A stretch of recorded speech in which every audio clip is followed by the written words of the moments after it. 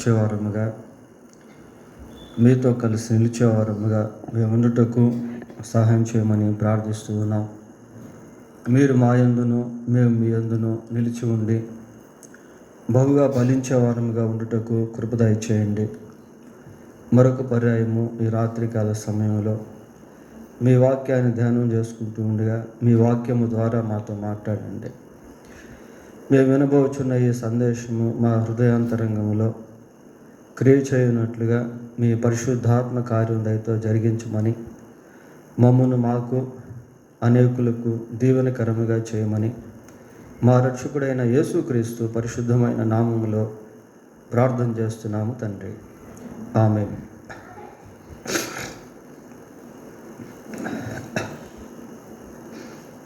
ప్రియులారా, ఈరోజు దశలోనికి పత్రిక కాకుండా వేరే ఒక వాక్య భాగాన్ని ధ్యానం చేద్దాం. మత్తయి సువార్త 8వ అధ్యాయము. మత్తయి సువార్త 8వ అధ్యాయము మొదటి 2 వచనాలు చదువుకుందాం. ఆయన కొండ మీద నుండి దిగి వచ్చినప్పుడు బహు జన సమూహములు ఆయనను వెంబడించెను. ఇదిగో, కుష్ఠ రోగి వచ్చి ఆయనకు మ్రొక్కి, ప్రభువా, నీకు ఇష్టమైతే నన్ను శుద్ధునిగా చేయగలవనెను. చదవండి 3వ. అందుకు ఆయన చెయ్యి చాపి వాణ్ణి ముట్టి, నాకు ఇష్టమే, నీవు శుద్ధుడవు కమ్మని చెప్పగా తక్షణమే వాని కుష్ఠరోగము శుద్ధి ఆయను. ఈ 3 వచనాల్లో నుండి కొన్ని విషయాలు మనం ధ్యానం చేద్దాం. ఆయన కొండ మీద నుండి దిగి వచ్చినప్పుడు బహుజన సమూహములు ఆయనను వెంబడించాను. మరి యేసుక్రీస్తు ప్రభు మత్తయి సువార్త 5వ అధ్యాయంలో మరి కొండ మీదకి ఎక్కినట్టుగా మొదటి వచనంలో మనం చూస్తాం. ప్రభు కొండ మీద కూర్చొని చేసినటువంటి ఆ ప్రసంగము 3 అధ్యాయాల్లో కూడా మనకు కనబడుతుంది. 5, 6, 7 ఈ 3 అధ్యాయాలు కూడా యేసు ప్రభు కొండ మీద చేసినటువంటి ప్రసంగం. మరి మానవ జాతిలో అద్భుతమైనటువంటి విశేషాలు ఆ కొండ మీద ప్రసంగంలో ప్రభువు తెలియజేశాడు. ప్రభు కొండ మీద నుండి దిగి వస్తున్నప్పుడు బహు జన సమూహములు ఆయన్ను వెంబడిస్తూ ఉన్నారు. వీరంతా ఎక్కడెక్కడి నుండి వచ్చారో అని మనం ఆలోచన చేస్తే 4:25 ఒకసారి చదవండి. 4వ అధ్యాయం 25వ వచనం. గలిలయ, దెకపొలి, యెరూషలేము, యూదయ అను ప్రదేశముల నుండి, యోర్దాను అవతల నుండి బహు జన సమూహములు ఆయనను వెంబడించెను. సేమ్ అలాంటి వచనమే ఈ 8వ అధ్యాయం మొదటి వచనంలో కూడా మనం చూస్తూ ఉన్నాం. బహు జన సమూహములు ఆయనను వెంబడించెను. మరి గలిలయ నుండి, యోర్దాన్ నుండి, దెకపొలి నుండి, ఆయా ప్రాంతాల నుంచి గొప్ప జన సమూహము యేసుక్రీస్తు ప్రభువును వెంబడిస్తూ ఉన్నారు.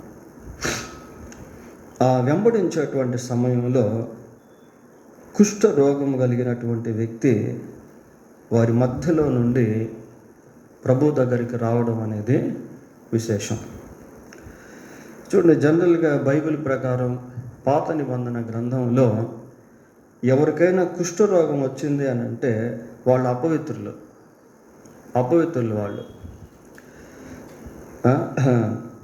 లేవ్యాకాండం 13వ అధ్యాయము, లేవ్యాకాండం 13వ అధ్యాయం 44వ వచనం ఒకసారి చూడండి. 13:44. వాడు కుష్ఠరోగి, వాడు అపవిత్రుడు. చూడండి ప్రియులారా, వాడు కుష్ఠరోగి, వాడు అపవిత్రుడు. మరి ఆ రోజుల్లో కుష్ఠరోగం ఎవరికైనా వచ్చినట్లయితే వాళ్ళని అపవిత్రులుగా ఎంచేవాళ్ళు. అపవిత్రులైనటువంటి వాళ్ళు ప్రజల మధ్య కూడా ఉండేదానికి అవకాశం అనేది లేదు. ఊరి బయట ఎక్కడో ఒక ప్రాంతంలో వాళ్ళని పెట్టేవాళ్ళు. ప్రభు కాలంలో కూడా forbidden people or untouchable people or interrupted people, నిషేధింపబడినటువంటి వారు, తృణీకరింపబడినటువంటి ప్రజలు, అంటరాని తనము కలిగినటువంటి ప్రజలు ఉంటూ ఉండేవాళ్ళు. సమాజం కొన్ని వర్గాల వారిని అంటరాని తనంలో ముంచివేసి వాళ్ళను వెలుపల ఉంచేవాళ్ళు, వాళ్ళని దూరంగా ఉంచేవాళ్ళు. మన భారతదేశంలో కూడా క్యాస్ట్ సిస్టంలో ఇటువంటి విభేదాలు అనేవి ఉన్నాయి ప్రియులారా. అయితే మరి ఈ కుష్టు రోగం కలిగినటువంటి వ్యక్తి బహు జనసమూహములు యేసుక్రీస్తు ప్రభు చుట్టూ ఉన్నప్పటికీ వారందరినీ ఛేదించుకొని ప్రభు దగ్గరికి వస్తూ ఉన్నాడు. చూడండి, ఇది చాలా గొప్ప విషయం. ఎందుకు అంటే అలా నిషేధింపబడినటువంటి స్థితిలో ఉన్న ప్రజలు ప్రభువును కలుసుకొని ప్రభువు ద్వారా మేలు పొందుట అనేది చాలా గొప్ప విషయం ప్రియులారా. ఈ కోవలో మరి సమరయులను గురించి కూడా మనం చెప్పుకోవచ్చు. చూడండి, యోహాను సువార్త 4వ అధ్యాయము 30వ వచనం చదువుదాం. 4:30.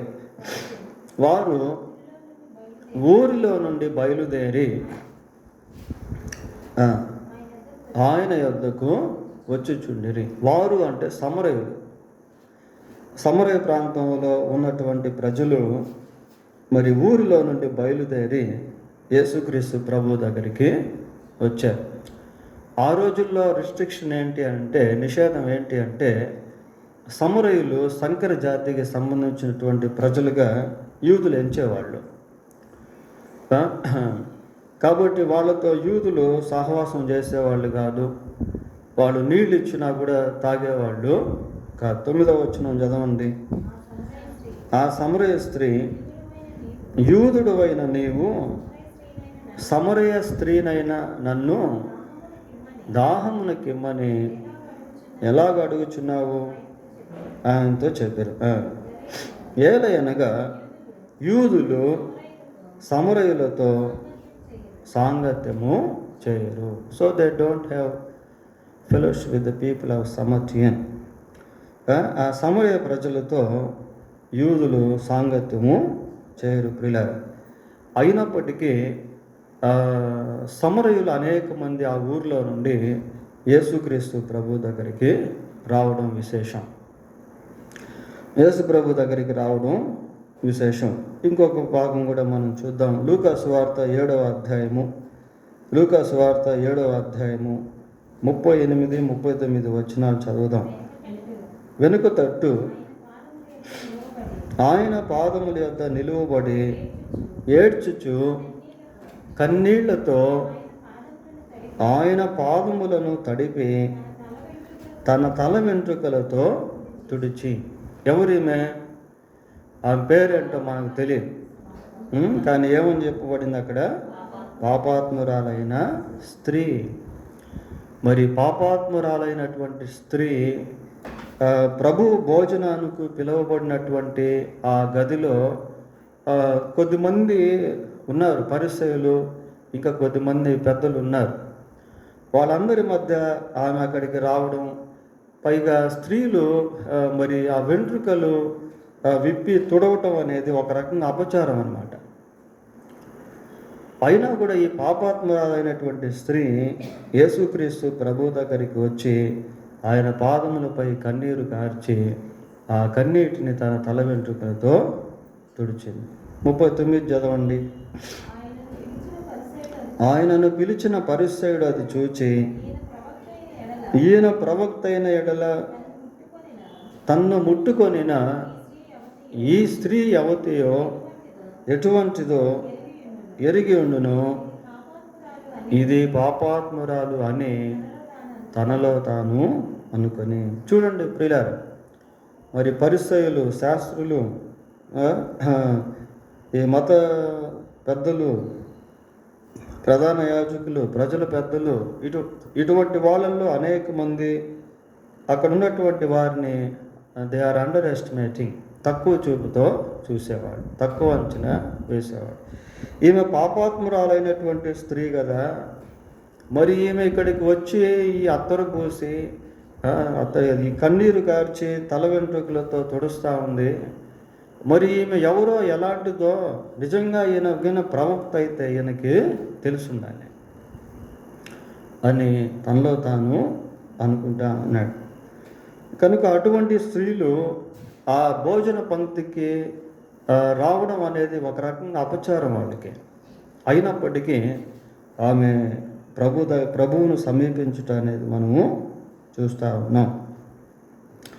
ఇలాగున మరి యేసుక్రీస్తు ఈ లోకంలో జీవిస్తున్నటువంటి దినాల్లో నిషేధింపబడినటువంటి స్థితిలో ఉన్న ప్రజలు, నిరాకరింపబడిన స్థితిలో ఉన్నటువంటి ప్రజలు, అంటరానితనంలో ఉన్నటువంటి ప్రజలు యేసుక్రీస్తు ప్రభు దగ్గరికి చాలా ధైర్యంగా వచ్చేవాళ్ళు.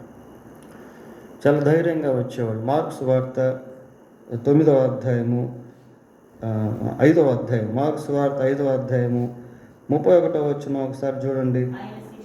ఆయన శిష్యులు జన సమూహము నీ మీద పడుచుండుట చూచుచున్నావే, నన్ను ముట్టినది ఎవడని అడుగుచున్నావా? ఇంతమంది జన సమూహం నీ మీద పడుతున్నారు కదా, మరి ఇంతమంది జన సమూహంలో నిన్ను తాకింది ఎవరు అని అడుగుతున్నావే, నిన్ను ముట్టింది ఎవరు అని అడుగుతున్నావే అని అంటున్నారు. అంటే అంతమంది జన సమూహాలు యేసుక్రీస్తు ప్రభు పైన పడుతూ ఉన్నారు. అటువంటి సమయంలో ఈ 12 సంవత్సరాల వ్యాధిగ్రస్తురాలు, రక్తస్రావ రోగము గల స్త్రీ, 27వ వచనం చదవండి. విని నేను ఆయన వస్త్రమును మాత్రము ముట్టిన బాగుపడుదును అనుకొని జన సమూహములో ఆయన వెనుకకు వచ్చి ఆయన వస్త్రమును ముట్టెను, వెంటనే ఆమె రక్తధార కట్టెను. చూడండి ప్రియులారా, అంతమంది జన సమూహం మధ్యలో చొరబడి మరి ప్రభు దగ్గరికి వచ్చి ఆయన వస్త్రపు చెంగును వెనుక నుంచి ముట్టి వెంటనే స్వస్థపరచబడింది. ఇట్లాంటి వాళ్ళను కూడా కొద్దిమంది ఆటంకపరిచేవాళ్ళు, ప్రభు దగ్గరికి రాకుండా, సమాజంలో తిరగకుండా, మనుషుల మధ్య సంచరించకుండా. అయినప్పటికీ ప్రజలు ఎంతో ధైర్యంతో యేసుక్రీస్తు ప్రభు దగ్గరికి వచ్చేవాళ్ళు. ప్రియులారా, యేసుక్రీస్తు ప్రభు దగ్గరికి వచ్చేవాడు. ఈ కుష్ఠవ్యాధి కలిగినటువంటి వ్యక్తి ప్రభు దగ్గరికి వస్తా ఉన్నాడు. మనుషులందరి మధ్య గొప్ప జన సమూహము ఉంటే వాళ్ళ మధ్యలో మరి వాళ్ళను పెనిట్రేటింగ్, చొచ్చుకొని వారి మధ్యలోనికి వచ్చి ప్రభుతో మాట్లాడును. ఇదిగో కుష్ఠరోగి వచ్చి ఆయనకు మ్రొక్కి అని మనం చూస్తాము. కుష్ఠరోగి వచ్చి ఆయనకు మ్రొక్కి, మరి మ్రొక్కడంలో అర్థం ఏంటి అంటే యేసుక్రీస్తు పూజార్హుడు, పూజింపదగినవాడు అని అర్థం. ప్రియులారా, మరి ప్రభు ఈ లోకంలో ఉన్నటువంటి దినాల్లో చాలామంది యేసుక్రీస్తు ప్రభువు యొక్క దైవత్వాన్ని తృణీకరించేవాడు. యేసుక్రీస్తు దేవుడు అంటే ఒప్పుకునేటువంటి వాళ్ళు కాదు ప్రియులారా, తృణీకరించేవాళ్ళు. అయితే ఈయన వచ్చి ఏం చేస్తున్నాడు అంటే మొక్కుతా ఉన్నాడు. మనుషులందరి మధ్యకి వచ్చి ప్రభువుని వర్షిప్ చేస్తూ ఉన్నాడు. ఆ రోజుల్లో అనేక మంది మరి ఇలా నిషేధింపబడిన స్థితిలో, తృణీకరింపబడిన స్థితిలో ఉన్నటువంటి ప్రజలు అంత ధైర్యంగా ప్రభువు దగ్గరికి ఎలా రాగలిగారు? అంత ధైర్యంగా వాళ్ళు ప్రభు దగ్గరికి ఎలా రాగలిగారు అంటే దేవుడు వారికి అంత సమీపంగా ఉండేవాడు. యేసుక్రీస్తు ప్రభు యొక్క స్నేహ బంధాన్ని బట్టి ప్రజలు ఆకర్షితులయ్యేవాళ్ళు, ప్రజలు ఆయనకు సమీపంగా వచ్చేవాళ్ళు. అంటే ప్రభువు వారితో అలా కలిసిపోయాడు. సమరయుల్లో సమరయుడిగా, పాపుల మధ్యలో పరిశుద్ధుడైనటువంటి దేవుడు వారికి స్నేహితుడిగా అలా కలిసిపోయాడు. చూడండి, మత్తయి సువార్త 9వ అధ్యాయము 10-11 వచనాలు చదువుదాం. యేసు కూర్చొని ఉండగా ఇదిగో సుంకరులను పాపులను అనేకులను వచ్చి ఆయన యొద్దను ఆయన శిష్యుల యొద్దను కూర్చుండి. పాపుల్లో అనేకులు, సుంకరుల్లో అనేకులు. సుంకరులను కూడా ప్రజలు తృణీకరించేవాళ్ళు. సుంకరులను చిన్నచూపు చూసేవాళ్ళు పరిసయ్యులు. మనం చూస్తాం కదా, లూకా సువార్త 18వ అధ్యాయంలో పరిసయ్యుని ప్రార్థన, సుంకరి ప్రార్థన. పరిసయ్యుడు ప్రార్థన చేస్తూ సుంకరిని తృణీకరించినట్టుగా మాట్లాడాడు. లూకా సువార్త 19వ అధ్యాయంలో జక్కయ్య సుంకరిగా ఉన్నాడు. సుంకం వసూలు చేసే జక్కయ్యను చూసి మనుషులు ఏమన్నారు, ఇతను పాపి అయిన మనుషుడు అన్నారు. అయితే యేసు ప్రభు ఎక్కడున్నాడంటే వాళ్ళ మధ్యలోనే ఉన్నాడు. 11వ వచనం కూడా చదవండి. పరిసయ్యులు అది చూచి, మీ బోధకుడు సుంకర్లతోనూ పాపులతోనూ కలిసి ఎందుకు భోజనము చేయుచున్నాడు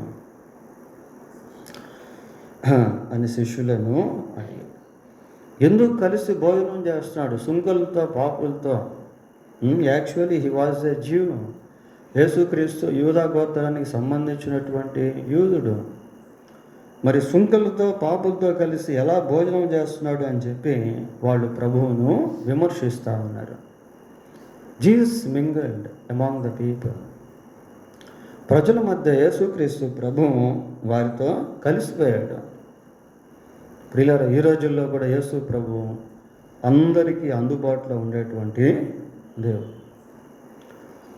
వాళ్ళు ఏ మతస్థులైనా, కులస్థులైనా, ఎటువంటి వర్గానికి సంబంధించినటువంటి వారైనా, ధనికులైనా, పేదవాళ్ళైనా, ఏ జాతి మత విభేదాలు లేకుండా అందరికీ యేసుక్రీస్తు ప్రభు అందుబాటులో ఉండేటువంటి దేవుడు. యేసుక్రీస్తు నిన్న నేడు ఏకరీతిగా ఉన్నాడు అని మనం హెబ్రీ పత్రిక 13:5లో చూస్తాము ప్రియులారా. So he is the same yesterday and today for ever. ఆయన నిన్న నేడు ఏకరీతిగా ఉన్నాడు. వాళ్ళలో కలిసిపోయాడు ప్రభు. ఎప్పుడైతే యేసుక్రీస్తు ప్రభు ప్రజల మధ్య సంచరిస్తూ, ప్రజలతో కలిసి భోజనం చేస్తూ, ప్రజలను పలకరిస్తూ, ఆయన ప్రేమను ధారపోస్తూ ఉన్నాడో, ఆయన ప్రేమకు ప్రజలు ఆకర్షితులై ధైర్యంగా మనుషులను లెక్క చేయకుండా ప్రభు దగ్గరికి వచ్చేవాడు. వాళ్ళల్లో సమరయులను మనం చూసాం. ఈ కుష్ఠవ్యాధి కలిగినటువంటి వ్యక్తిని చూసాం. పాపాత్మురాలైనటువంటి స్త్రీని చూసాం. ఇక్కడ సుంకర్లను, పాపులను కూడా మనము చూస్తూ ఉన్నాం ప్రియులారా. సరేనిగో, ఈ కుష్ఠవ్యాధి కలిగినటువంటి వ్యక్తి ప్రభు దగ్గరికి వచ్చి ప్రభువును వర్షిప్ చేస్తూ ఉన్నాడు. ప్రభువును వర్షిప్ చేస్తున్నాడు. మరి ఆ రోజుల్లో, ఈ రోజుల్లో కూడా యేసుక్రీస్తు ప్రభు యొక్క దైవత్వాన్ని తృణీకరించేటువంటి వాళ్ళు ఉన్నారు ప్రియులారా. ఎంతోమంది యేసుక్రీస్తు దేవుడు అంటే ఒప్పుకోరు. యేసుక్రీస్తులో ఉన్నటువంటి దైవత్వాన్ని ప్రజలు నిరాకరిస్తారు ప్రియులారా. కొలస్సీ పత్రిక 2వ అధ్యాయము 9వ వచనం చదువుకుందాం. ఏలైనగా దేవత్వము యొక్క సర్వ పరిపూర్ణత. పరిపూర్ణత అంటేనే సంపూర్ణం అన్నమాట. పరిపూర్ణత అంటేనే సంపూర్ణము. 100 అనుకోండి, 100 to 100%. సర్వ పరిపూర్ణత అంటే సంపూర్ణ, సర్వము, సర్వ పరిపూర్ణత శరీరముగా క్రీస్తు నందు నివసించుచున్నది. అంటే కంప్లీట్ దేవత్వము యొక్క సర్వ పరిపూర్ణత క్రీస్తునందు నివసించుచున్నది. యేసుక్రీస్తు ప్రభు 100% దేవుడు. అదే కొలస్సీ పత్రిక 1వ అధ్యాయంలో ఇంకొక మాట కూడా మనం చూస్తాం. ఆయన అదృశ్య దేవుని స్వరూపి అయి ఉండి సర్వ సృష్టికి ఆది సంభూతుడు అని చదువుతాం. అదృశ్య దేవుని స్వరూపి అయి ఉంది. ఫిలిప్పి 2లో కూడా ఆయన దేవుని స్వరూపము గలవాడై అనే మాట మనకు కనబడుతుంది. యోహాను సువార్త 1వ అధ్యాయం 1వ వచనంలో ఆదియందు వాక్యము ఉండెను, వాక్యము దేవుని యొద్ద ఉండెను, వాక్యము దేవుడై ఉండెను. ప్రభు ఈ లోకంలో శరీరధారిగా ఉన్నటువంటి దినాల్లో చాలామంది యేసు ప్రభు యొక్క దైవత్వాన్ని తృణీకరించేవాళ్ళు. మార్కు సువార్త 2వ అధ్యాయము, మార్కు సువార్త 2వ అధ్యాయము 6వ వచనం ఒకసారి చూడండి. శాస్త్రుల్లో కొందరు అక్కడ కూర్చొని ఉండి వారు ఇతడు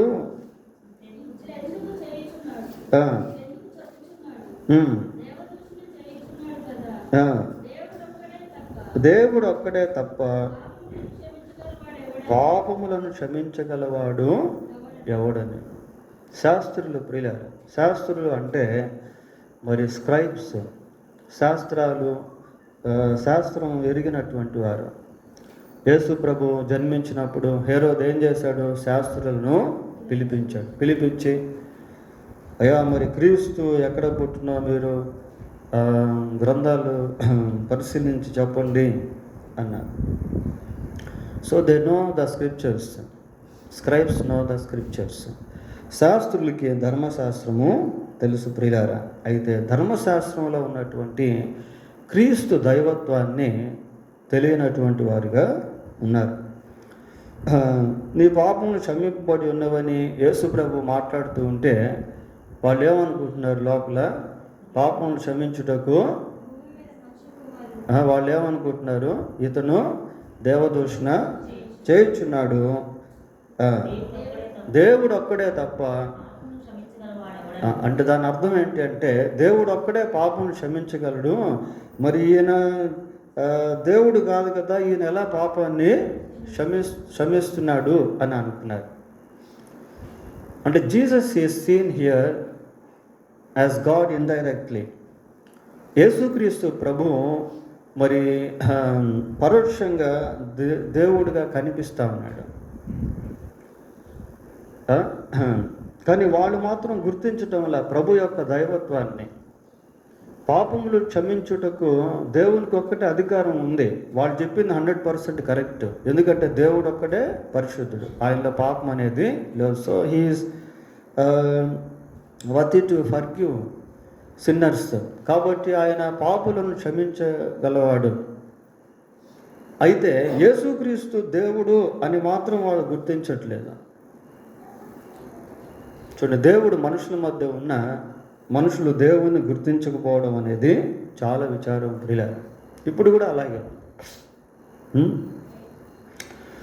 ఎంతోమంది యేసుక్రీస్తు ప్రభు యొక్క దైవత్వాన్ని తృణీకరించేటువంటి వారు నాడు నేడు కూడా ఉన్నారు. యోహాను సువార్త 9వ అధ్యాయము 24వ వచనం చూడండి. 9:24. యోహాను సువార్త 9వ అధ్యాయము 24వ వచనం. వారు గుడ్డివాడై ఉండిన మనుష్యుని రెండవ మారు పిలిపించి దేవుని మహిమపరచుము, ఈ మనుష్యుడు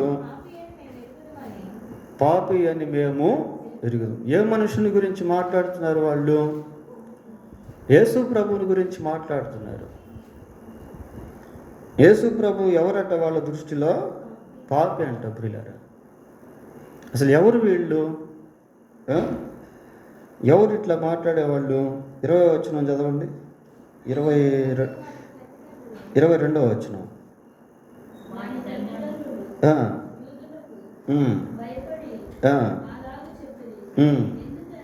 ఎందుకనైనా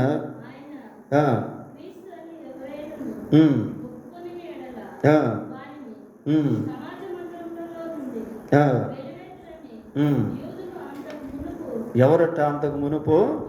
యూదులు అంతకు మునుపు నిర్ణయించుకొని ఉండిరి. యూదులు ప్రియులారా, యూదులు యేసుక్రీస్తు గురించి మాట్లాడితే ఏమంటున్నారంటే ఈయన పాపి అంటున్నారు. So they fail to recognise the divinity of Christ. వాళ్ళు యేసుక్రీస్తు యొక్క దైవత్వాన్ని గుర్తించలేకపోయారు యూదులు. అటు స్క్రైబ్స్, మనం శాస్త్రులు తీసుకున్నా, ఇటు యూదులను తీసుకున్నా, పరిసయ్యులను తీసుకున్నా, యాజకుల్ని తీసుకున్నా, ప్రధాన యాజకుల్ని తీసుకున్నా, ప్రజల పెద్దల్ని తీసుకున్నా, ప్రజల్ని తీసుకున్నా, ఆ రోజుల్లో చాలామంది యేసుక్రీస్తు ప్రభు యొక్క దైవత్వాన్ని గుర్తించలేకపోయారు, తృణీకరించేటువంటి వారిగా ఉన్నారు. అటువంటి దినాల్లో, అటువంటి సమయంలో ఈ కుష్టి వ్యాధి కలిగినటువంటి వ్యక్తి ప్రభు దగ్గరికి వచ్చి ప్రభువును వర్షిప్ చేస్తా ఉన్నాడు. కుష్ఠరోగి వచ్చి ఆయనకు మ్రొక్కి హీ వర్షిప్ జీసస్, యేసుక్రీస్తును ఆరాధిస్తూ ఉన్నాడు. పిల్లారా, యేసుక్రీస్తును ఆరాధించుట్లో ఆయన దైవత్వాన్ని గుర్తించినటువంటి వారిగా ఉంటారు. యోహాను సువార్త 9వ అధ్యాయము 38వ వచనం చదువుదాం. 9:38. అంతటా వాడు, ప్రభువా, నేను విశ్వసించుచున్నానని చెప్పి ఆయనకు మ్రొక్కెను. So he recognised that Jesus is God, that Jesus who spoke to him is God. తనతో మాట్లాడినటువంటి యేసుక్రీస్తు ప్రభువు దేవుడు అన్న సత్యాన్ని ఈ గుడ్డివాడు, అంటే చూపు పొందినటువంటి వాడు గుర్తించి ఆయన్ను ఆరాధిస్తాడు. అంతకుముందు మొక్కలేదు ప్రియులారా. దృష్టి అయితే పొందుకున్నాడు, కానీ ఇక్కడ ప్రత్యేకంగా గ్రహింపు కలిగి యేసుక్రీస్తే దేవుడు అని ఆయనను మొక్కుతూ ఉన్నాడు. యేసుక్రీస్తే నిజమైన దేవుడు అన్న సత్యం ఎవరైతే గుర్తిస్తారో వాళ్ళు ఆయన్ని ఆరాధించేటువంటి వారుగా మారుతారు. యోహన్ రాసిన మొదటి పత్రిక 5వ అధ్యాయం, యోహన్ రాసిన మొదటి పత్రిక 5వ అధ్యాయం 20వ వచనం చదవండి.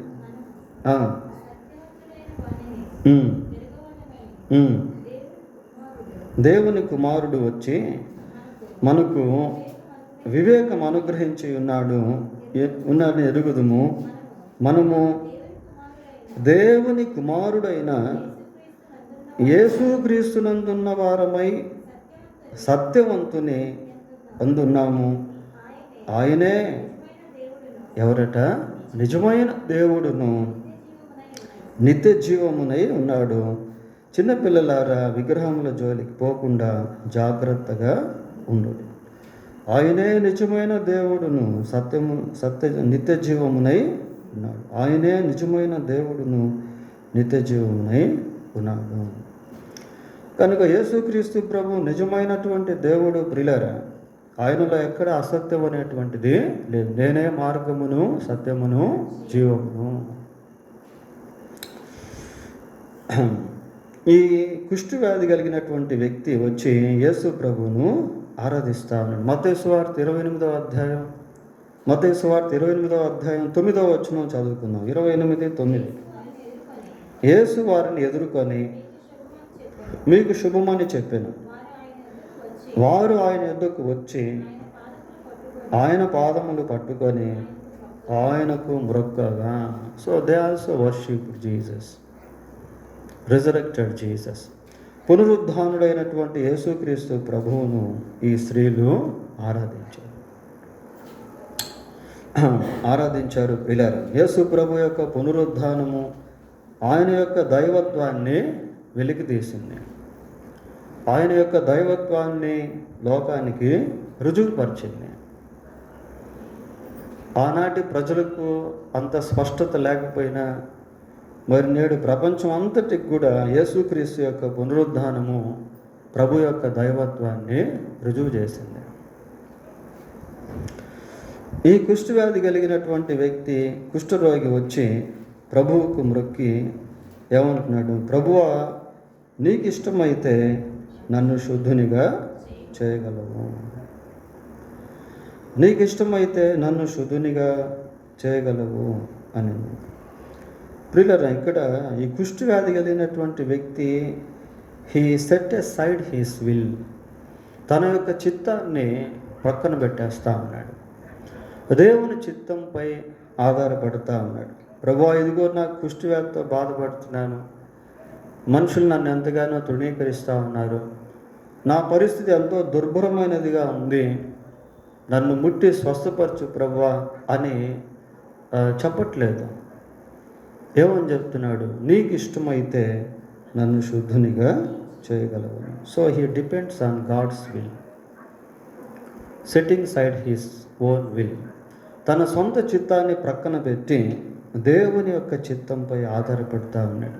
ప్రియులారా, మన జీవితంలో కూడా కొన్నిసార్లు మన ఇష్టాలను ప్రక్కన పెట్టి దేవుని ఇష్టానికి మనల్ని మనం అప్పగించుకుంటే దేవుడు ఖచ్చితంగా మన జీవితంలో కార్యం అనేది చేస్తాడు. మనం దేవుని చిత్తానికి అప్పగించుకునే విధానం ఎలాంటిది అంటే, మనలో ఉన్నటువంటి నా, నేను, నాది, నాకు అనేవన్నీ కూడా పక్కకు వెళ్ళిపోయేటువంటిది. కొన్నిసార్లు అవి పని చేయటం వల్ల మనం దేవుని చిత్తం మన జీవితంలో పని చేయకుండా అవి అడ్డుపడుతూ ఉంటాయి. మనం లోపల ఒక ఆశను కలిగి ఉంటాం, దేవుని సన్నిధిలో ఇంకొక విధంగా ప్రార్థన చేస్తాం. ఈ వ్యక్తి అలాగ లేడు. నీకు ఇష్టమైతే నన్ను శుద్ధునిగా చేయగలవు. నేను శుద్ధుడిగా నీ ద్వారా చేయబట్టుకు యోగ్యుడని కాను, నీకు ఇష్టమైతే నన్ను శుద్ధునిగా చేయ. అంటే ఇతని సైడ్ నుండి వెళ్లకుండా దేవుని సైడ్ నుండి ఇతని వైపుకు దేవుని చిత్తాన్ని తెచ్చుకుంటా ఉన్నాడు. ఇది మనకు అర్థమైతే మనకెంతో దీవెన. ప్రియులారా, మన వైపు నుంచి మన ఇష్టం నెరవేరక దేవుని వైపు నుండి మన ఇష్టం నెరవేరాలి. అది చాలా ఇంపార్టెంట్. చిన్న ఎగ్జాంపుల్ చూద్దాం. యెషయా గ్రంథం 6వ అధ్యాయము 8వ వచనం చదువుకుందాం. 6:8. అప్పుడు నేనెవరిని పంపేదను, మా నిమిత్తము ఎవడు పోవునని ప్రభువు సెలవీయగా వింటిని. అంతటా నేను చిత్తగించుము, నేనున్నాను, నన్ను పంపుము. ప్రభు అంటున్నాడు. ఏమంటున్నాడంటే, నేనెవరిని పంపేదను, మా నిమిత్తం ఎవడు పోవును. ప్రవక్త అంటున్నాడు. ఏమంటున్నాడు? నేనున్నాను, నన్ను పంపుము. చూడండి, ఆ వర్డ్స్ మనం బాగా గమనించినట్లయితే, నేను వెళ్తానని చెప్పట్లేదు, నేనున్నాను, నేను వెళ్తాను ప్రభువా అనట్లేదు. 2 ప్రశ్నలు, 2 జవాబులు. ప్రియులారా, నేను ఎవరిని పంపేదను, మా నిమిత్తం ఎవడు పోవును అంటే ప్రవక్త అనొచ్చు కదా, ప్రభువా నేనున్నాను, నేను వెళ్తానులే ప్రభువా అని అనటం లేదు. నేనున్నాను, నన్ను పంపుము. I want to go if you send me to go. నేను వెళ్ళాలనుకుంటున్నాను, నీవు పంపితే. చూడండి ఎట్లా, నీవు పంపితే నేను వెళ్తాను, నీవు పంపకపోతే నేను వెళ్ళను. నీకు ఇష్టమైతే నన్ను శుద్ధునిగా చేయి, నీకు ఇష్టం లేకపోతే వద్దు. వీళ్ళరా, దేవుడు ఎప్పుడు కూడా పాజిటివ్ మైండ్ కలిగి ఉంటాడు. దేవుళ్ళు ఎక్కడ నెగిటివ్స్ ఉండవు. దేవుళ్ళు ఎక్కడ కూడా నెగిటివ్స్ అనేది ఉండదు. ప్రియులారా, యాకోబు రాసిన పత్రిక 1వ అధ్యాయము మాట చూద్దాం. యాకోబు రాసిన పత్రిక 1వ అధ్యాయము 13వ వచనం చదవండి. కీడు విషయమై శోధింపబడ నేరడు. కీడు విషయమై శోధింపబడ నేరడు. దేవుళ్ళు ఎక్కడ నెగిటివ్స్ అనేది ఉండవు. పిల్లలు, దేవుడు ఎప్పుడు మేలు చేసేటువంటి వాడిగానే ఉంటాడు. యెషయా ప్రవక్త అన్నాడు, నేనున్నాను, నన్ను పంపుము అన్నాడు. ఆ తర్వాత మనం చూస్తే దేవుడు ఆయన్ని పంపించాడు. ఇక్కడ కుష్ఠవ్యాధి కలిగినటువంటి వ్యక్తి అడుగుతున్నాడు, ఏమడుగుతున్నాడంటే, నీకు ఇష్టమైతే నన్ను శుద్ధునిగా చేయగలవు అంటే ఆయన అన్నాడు, నాకు ఇష్టమే అన్నాడు. నీకు ఇష్టమైతే నన్ను శుద్ధునిగా చేయగలవు. It is a kind of Jesus heart to seek God's will. దేవుని చిత్తాన్ని వెతికే విషయంలో ఈ ప్రార్థన అనేటువంటిది యేసుక్రీస్తు ప్రభు యొక్క హృదయానికి సంబంధించింది. ప్రియులారా, ప్రభువు కూడా గెత్సేమను తోటలో ఉన్నప్పుడు ఆ రీతిగానే ప్రార్థన చేశాడు. మత్తయి 26వ అధ్యాయం, మత్తయి సువార్త 26వ అధ్యాయం 39వ వచనం చూడండి. 26:39.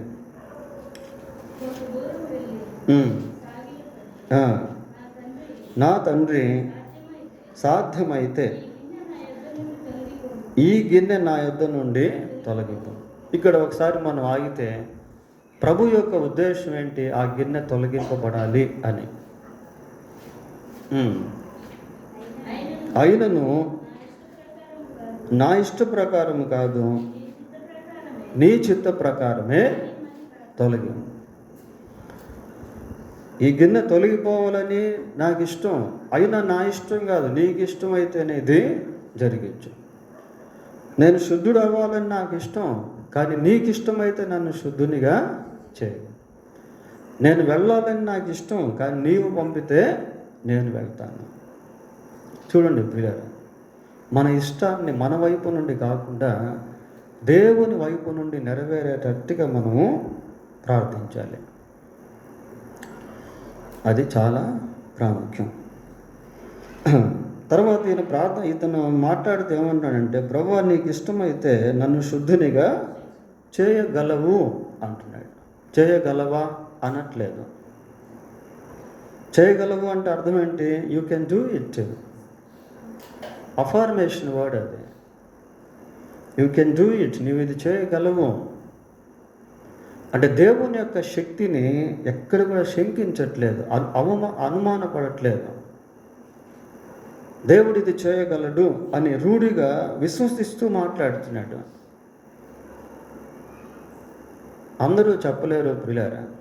అంతెందుకు ఇశ్రాయేలు గురించి మనం ఆలోచన చేస్తే చూడండి, ఒకసారి 78వ కీర్తన 20వ వచనం చదువుదాం. 78:20.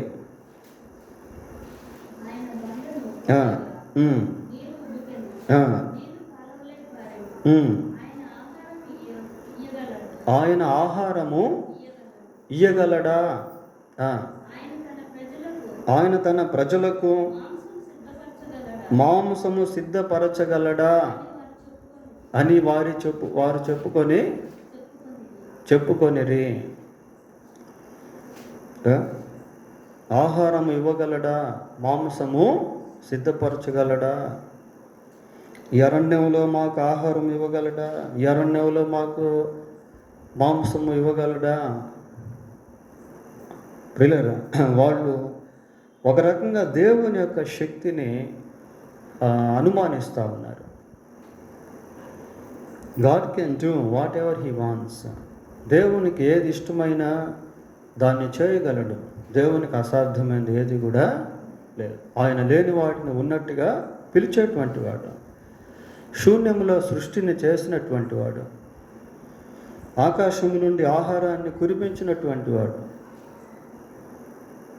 ప్రియులారా, ఇశ్రాయేలీయులు దేవుని యొక్క శక్తిని ఇక్కడ తక్కువ చేసి మాట్లాడుతూ ఉన్నారు. కానీ ఈ కుష్ఠవ్యాధి కలిగిన వ్యక్తి అలాగ లేడు. మత్తయి సువార్త 9వ అధ్యాయం 28వ వచనం చూడండి. 9:28. ఆ గ్రుడ్డివారు ఆయన యొద్దకు వచ్చిరి. యేసు, నేను ఇది చేయగలనని మీరు నమ్ముచున్నారా? నేను ఇది చేయగలనని మీరు నమ్ముచున్నారా అని వారిని అడుగగా, వారు నమ్ముచున్నాము ప్రభువా అని ఆయనతో చెప్పిరి. అప్పుడు ఆయన ముట్టి మీ నమ్మిక చొప్పున మీకు కలుగుగాక. ప్రియులారా, సందేహించక విశ్వాసంతో ప్రభు సన్నిధిలో ప్రార్థించినప్పుడు దేవుడు ఖచ్చితంగా కార్యము చేస్తాడు. He can do anything. దేన్నైనా కూడా ప్రభువు చేయగలడు. ప్రియులారా, ఆయనకు అసాధ్యమైనది ఏది కూడా లేదు. కుష్ఠరోగి వచ్చి అన్న, నీకు ఇష్టమైతే నన్ను శుద్ధినిగా చేయగలవు అని. అందుకు ఆయన చేయి చాపి వాణ్ణి ముట్టి, నాకిష్టమే, నీవు శుద్ధుడవు కమ్మని చెప్పగా తక్షణమే వాని కుష్ఠరోగము శుద్ధి ఆయి. నాకిష్టమే అంటున్నాడు. ఏంటి ప్రభువుకి ఇష్టము? ప్రభువుకి ఏంటి ఇష్టము అంటే అతడు శుద్ధుడు అంటే ఇష్టము. అతడు వ్యాధిగ్రస్తుడిగా ఉండటం దేవునికి ఇష్టం కాదు. అతను స్వస్థపడుట అనేటువంటిది దేవునికి ఇష్టం. అతను బాగుపడుట అనేటువంటిది దేవునికి ఇష్టం. నేను ఇందాక మీకు మాట చెప్పాను ప్రియులారా, దేవుని మనస్సులో ఎప్పుడు కూడా పాజిటివ్సే ఉంటాయి. మేలుకరమైనటువంటి వాటినే దేవుడు ఆలోచిస్తాడు. యెహెజ్కేలు గ్రంథం 18వ అధ్యాయము, యెహెజ్కేలు గ్రంథం 18వ అధ్యాయము 23వ వచనం చూడండి. 18:23. దుష్టులు మరణము నొందుట చేత నాకు ఏమాత్రమైన సంతోషము కలుగు. దుష్టులు మరణించుట వలన నాకేమాత్రమైన అంటే అర్థం ఏంటి? కొంచెం కూడా నాకు సంతోషము కాదు. మెజర్మెంట్ చూస్తున్నాం అక్కడ, కొలబద్ద. దుష్టుల మరణము నొందుట నాకేమాత్రమైన సంతోషము కలుగు. కొంచెం కూడా నాకు సంతోషం కాదు. వారు తమ ప్రవర్తనను దిద్దుకొని బ్రతుకుటే నాకు సంతోషం. నాకేంటి సంతోషం అంటే, దుష్టుడు దుష్టత్వంలో ఉండి చనిపోయే నరకానికి వెళ్ళిపోవడం నాకు సంతోషం కాదు. వాడు తన ప్రవర్తన దిద్దుకొని బ్రతుకుటయే నాకు సంతోషం. ప్రియులారా, ప్రజలు సంతోషంగా ఉంటే దేవుడు సంతోషంగా ఉంటాడు. లోకంలో ఉన్న మనుషులందరి పట్ల దేవుని యొక్క ఉద్దేశం ఏంటి అంటే, మనుషులందరూ కూడా రక్షణ పొందాలి. మనుషులందరూ కూడా సంతోషంగా ఉండాలి. మనుషులందరూ కలిసిమెలిసి ఉండాలి. మనుషులందరూ ఒకరినొకరు ప్రేమించుకునేవారుగా ఉండాలి. మనుషులందరూ నీతి న్యాయములు కలిగి జీవించేవారుగా ఉండాలి. That is the universal God's will towards people. ప్రజల పట్ల అది విశ్వవ్యాప్తమైనటువంటి దేవుని ఉద్దేశము. ఈ కుష్ఠరోగిని చూసి ప్రభు చెయ్యి చాపి వాణ్ణి ముట్టాడు. ప్రియులారా, ప్రభు చెయ్యి చాపి వాణ్ణి ముట్టుట్లో God was moved with compassion. దేవుడు అతని పట్ల కనికరాన్ని చూపించాడు, దయను చూపించాడు. ప్రభు అతనికి సహాయం చేస్తే తప్ప అతని లైఫ్ అంతా కుష్ఠవ్యాధితోనే జీవించాల్సి వచ్చేది. కానీ ప్రభు అతనికి స్వస్థత ఇచ్చాడు. ప్రభు అతనికి ఆరోగ్యాన్ని ఇచ్చాడు. ప్రభు అతన్ని బాగు చేశాడు. ప్రభు అతన్ని సాక్షిగా చేసుకున్నాడు. ఎంత గొప్ప విషయము ప్రియులారా. మన జీవితంలో కూడా దేవుడు అలాంటి కార్యాన్ని చేయగలడు. మన విశ్వాసంతో ప్రార్థన చేసినప్పుడు, దేవుని పాదాలు పట్టుకున్నప్పుడు, దేవుని యొక్క చిత్తానికి మనల్ని మనం అప్పగించుకున్నప్పుడు దేవుడు తప్పకుండా కార్యము చేస్తాడు. ప్రియులారా, వాడిని ముట్టి నాకు ఇష్టమే, నీవు శుద్ధుడు కమ్మని చెప్పగానే తక్షణమే వాని కుష్ఠరోగము శుద్ధి ఆయను. దేవుడు తన వాక్యం దీవించును గాక. ప్రార్థన చేసుకున్నాను.